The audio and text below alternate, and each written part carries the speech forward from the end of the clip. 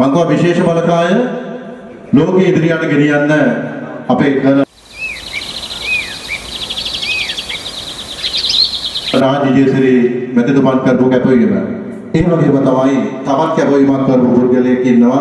සමා වෙන්න ඔබතුමා ගැන එය සඳහන් නොකරාට කිසි විටක සතුරාට යටත් නොවනවා.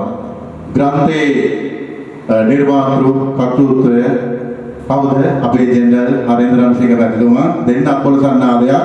මොකද ඒ පොත හින්දා තමයි ආයුර්වේද එතුමා සඳහන් කරලා තියෙනවා. මට ඒක සිහිපත් කරන්නට මුලින් හම්බුණා නම් බොහොම ආගේ. නමුත් ඒක අවසානයේදී හරි සිහිපත් කරන්න මතක් වෙච්ච එකට මම සන්තෝෂ වෙනවා. ඔබතුමාගේ සමාවයි වෙනවා. ඔබතුමාට යම්කිසි ඒ ගැන අඩුපාඩු වුණා නම් වගේ.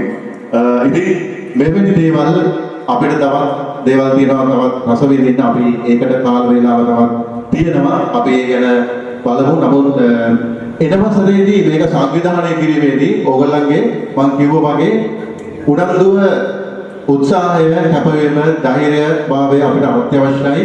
ඒ වගේම පරිත්‍යාගශීලී බව.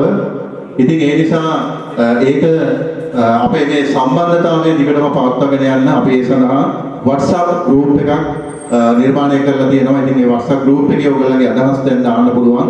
මොකද පහුගිය දවස්වල අපේ වසන්ත පොරටුවේ ලියන්න දුන්නේ නැහැ. වසන්ත පොරටුවේ දුන්නේ ලියන්න එපා කිසි කෙනෙක් ලියන්න ඕනේ මේකට අදාළ දේවල් විතරයි කියලා. මොකද ඒක කරේ තරහකට නෙමෙයි. සමහර තරහ වෙලා අයින් වුණා. නමුත් මතක තියාගන්න තරහකට නෙමෙයි.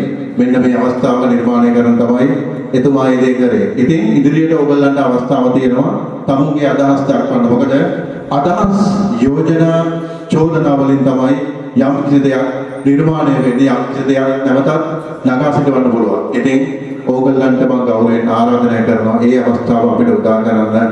නැවතත් එන වසරේ අපි මේකටත් වඩා සාර්ථක උත්සවයකින් අපි හමු වෙමු. ඕගොල්ලන්ගේ තිලිනය පරිස්සම් කරලා ගියා ගන්න මේ ඓතිහාසික අවස්ථාව සිහිපත් කරන්න. සියලු දෙනාට ජය සතුට පෙරේ නිරෝගී නිරෝගීවත් දවසක් ප්‍රාර්ථනා කරනවා. ඒ වගේම අපි සුබදාමව මෙතන පටන් භුක්ති විඳිමු. ආයුබෝවන් වේවා.